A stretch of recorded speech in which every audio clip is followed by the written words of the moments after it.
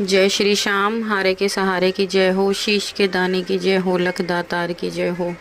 दोस्तों, उम्मीद करती हूँ श्याम बाबा के आशीर्वाद से, श्याम बाबा की कृपा से आप और आपका परिवार कुशल मंगल होगा और श्याम बाबा की कृपा हमेशा अपने भक्तों पर ऐसे ही बनी रहे। बाबा श्याम हमेशा अपने भक्तों का ऐसे ही कल्याण करते रहें। बाबा श्याम की कृपा सदैव अपने भक्तों पर यूँ ही बनी रहे।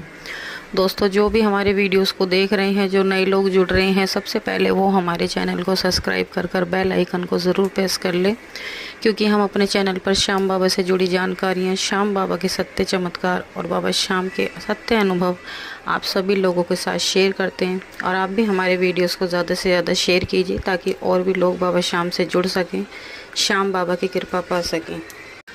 तो चलिए दोस्तों, ज़्यादा देरी ना करते हुए वीडियो को शुरू करते हैं। वीडियो शुरू करने से पहले सभी भक्तों को जय श्री श्याम।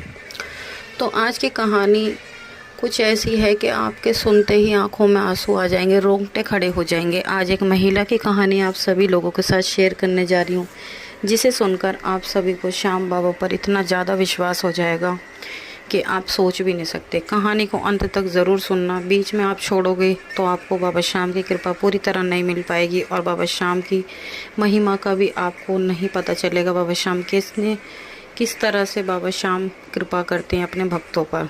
तो दोस्तों, आज की जो कहानी है वो दिल्ली की रहने वाली अनीता जी की कहानी है, जो कि एक मिडिल क्लास से बिलोंग करती हैं। अनीता जी का जीवन बहुत ही ज़्यादा दुखद जीवन रहा। अनीता जी की उम्र करीब 50 वर्ष हो चुकी है और वो बताती हैं कि उन्होंने अपने जीवन में इतने कष्ट देखे, इतने दुख देखे, बहुत ज़्यादा उन्होंने दुख देखे। अनीता जी के 2 बेटे और 2 बेटियां हैं। उन्होंने अपनी दोनों बेटियों और एक बेटे की शादी कर दी। जो उनका सबसे छोटा वाला बेटा था, वो थोड़ा गलत संगत में पड़ गया था। उसको इतना ज़्यादा समझाती, इतना ज़्यादा कहती, पर वो उनकी बिल्कुल भी नहीं सुनता।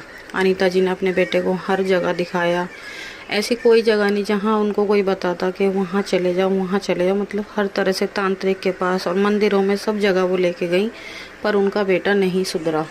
और आखिर में हुआ क्या कि उनका बेटा इस दुनिया में नहीं रहा, उसने सुसाइड कर ली, जिस वजह से अनीता जी पूरी तरह से टूट चुकी थी।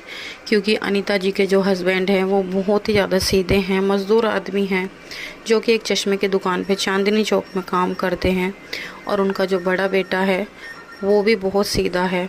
वो मतलब ये बताती हैं कि उनका बेटा इतना सीधा है कि उसको जैसे कोई बहका दे, जैसे कोई कहीं पे बैठा दे तो वो वहीं बैठा रहेगा, इस तरह का इतना सीधा है। जो उनका छोटा बेटा था वो थोड़ा तेज़ था, पर गलत संगत में पड़ने की वजह से वो इस दुनिया में नहीं रहा, जिसकी वजह से अनीता जी को बहुत बड़ा धक्का लगा। और आज भी वो उस दुख से इतनी ज़्यादा परेशान है। मतलब एक पल ऐसा नहीं है जिसमें वो अपने बेटे को नहीं भुला पाती। अभी करीब 2023 में उनके बेटे का देहांत हुआ था, जिस वजह से आज भी वो पूरी तरह मजबूत नहीं है। उस टाइम वो श्याम बाबा से जुड़ी नहीं थी। अगर वो श्याम बाबा से जुड़ी होती, वो बताती हैं कि अगर मैं उस टाइम श्याम बाबा से जुड़ी होती तो शायद आज उनका बेटा इस दुनिया में होता। पर कोई बात नहीं। अब होता क्या है, अनीता जी की ज़िंदगी में इतना ज़्यादा कष्ट आ जाता है कि जो उनका बेटा था उसकी वजह से उन्होंने अपने ऊपर बहुत ज़्यादा कर्जा कर लिया था। क्योंकि जो उनका बेटा था वो काम वगैरह भी नहीं करता था।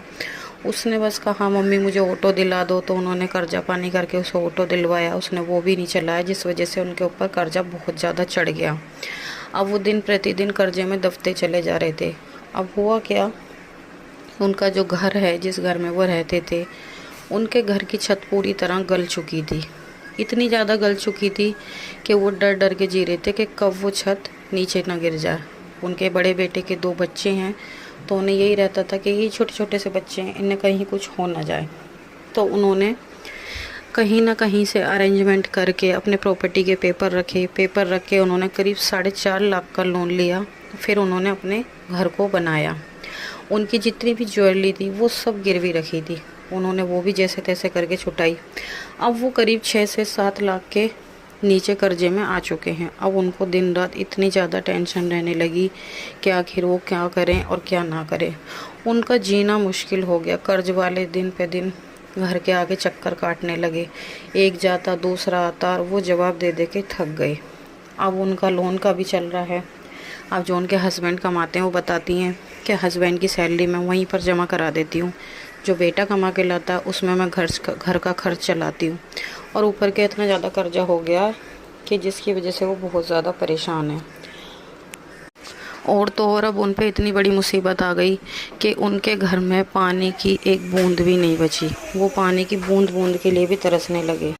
रोटी खाने तक के लिए उन पे पैसे नहीं थे। वो बताती हैं उनके छोटे छोटे पोता पोती हैं, जब वो चीज़ खाने के लिए पैसे मांगते तो वो उनको भी पैसे देने से मना कर देती। इतनी ज़्यादा वो टेंशन में हो गई।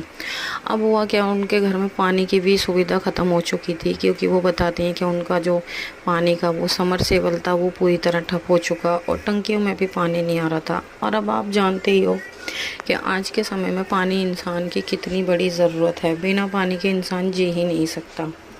अब वो एक दिन रात को ऐसे ही बैठी बैठी सोचती रही। उनको इतनी ज़्यादा टेंशन हो गई, वो अगले दिन उठी और फूट फूट कर रोने लगी। अपने बेटे से कहने लगी कि बेटा, मेरा जीने का मन नहीं करता, हम दोनों बुढ़े बुढ़िया सुसाइड कर लेंगे और तुम अपना जैसे तैसे अपना कर्जा थोड़ा बहुत रहेगा उसे उतार लेना, क्योंकि हमारे मरने के बाद प्रॉपर्टी के पेपर आपको वापस मिल जाएंगे, उसका इंश्योरेंस होगा। इस तरह से वो अपने बेटे से कहने लगी। फिर एक दिन उन्हें किसी ने बताया कि तुम चिंता बिल्कुल भी मत करो, चिंता बिल्कुल छोड़ दो, टेंशन लेने से कुछ भी नहीं होगा। आप श्याम बाबा के दरबार जाओ, श्याम बाबा को अर्जी लगाओ, श्याम बाबा आपकी ज़रूर सुनेंगे। उन्होंने कहा देखो मेरे पास जाने के लिए पैसे नहीं है। तो उन्होंने उनसे, जिसने बताया था बाबा श्याम के बारे में, उन्होंने कहा अगर तुम जा नहीं सकते आप घर बैठे अर्जी लगाओ, बाबा तुम्हारे सभी कष्टों को दूर करेंगे। और जिस दिन उनके घर में एक बूंद भी पानी नहीं रहा, उस दिन अनीता जी फूट फूट कर रोने लगी। किसी से कर्जा पानी करके करीब 15,000 रुपये उन्होंने लिए और लेकर उन्होंने बाहर रोड पे से, उनके घर से काफ़ी दूरी पे टंकी की दूसरी पाइपलाइन थी, वहाँ से उन्होंने पानी का कनेक्शन कराया। और जब मोटर चलाई तो उसमें भी पानी नहीं आया। फिर वो और भी ज़्यादा टूट चुकी। फिर वो वहीं बैठकर सुबह सुबह रोने लगी और चिल्ला चिल्ला कर कहने लगी कि बाबा मैं तो हार चुकी हूँ, मैं पूरी तरह टूट चुकी हूँ बाबा, अब आप ही मेरा सहारा हो। तभी बाबा का नाम लिया और तुरंत चमत्कार हुआ। जिस टंकी में पानी नहीं आ रहा था, बाबा श्याम की कृपा से तुरंत उस टंकी में पानी आ गया। और आज अनीता जी के घर में अभी देखो शुरुआत है, वो बाबा श्याम को भी मानने लगी हैं। वो बताती हैं मैं करीब 3 से 4 महीने से जुड़ी हूँ और श्याम बाबा ने मुझ पर इतनी कृपा करी। श्याम बाबा की कृपा से जो वो बूंद बूंद के पानी के लिए तरस रही थी, आज बाबा की कृपा से उनके घर में कम से कम पानी की व्यवस्था तो हो गई। इतने ज़्यादा वो परेशान थे। अब वो कहती हैं बाबा श्याम की कृपा से मेरे घर में पानी की व्यवस्था हो गई, तो धीरे धीरे करके बाबा मेरा सब कुछ अच्छा कर देंगे। तो दोस्तों ऐसे हैं हमारे श्याम बाबा। जो भी भक्त सच्चे दिल से बाबा पे विश्वास करता है, बाबा को मानता है, बाबा श्याम उसकी ज़रूर सुनते हैं। आप भी अगर हार चुके हो पूरी तरह, आपको भी लगता है कि अब जीने का कोई रास्ता नहीं है, तो आप भी श्याम बाबा को याद करो, सच्चे दिल से बाबा को सरेंडर कर दो। तो दोस्तों आप भी श्याम बाबा पर पूरा विश्वास रखो, बाबा श्याम आपकी भी ज़रूर सुनेंगे। तो जो भी भक्त बाबा श्याम को सच्चे दिल से मानता है वो बाबा पर पूरा विश्वास रखे और हमारी इस वीडियोस को आगे ज़्यादा से ज़्यादा शेयर करें। आज की सत्य कहानी यहीं पर समाप्त होती है। आपको कैसी लगी कमेंट करके ज़रूर बताना और कमेंट बॉक्स में जय श्री श्याम लिखना बिल्कुल भी ना भूलें। तो चलिए मिलते हैं कल एक और नई वीडियो के साथ। जब तक के लिए सभी भक्तों को जय श्री श्याम।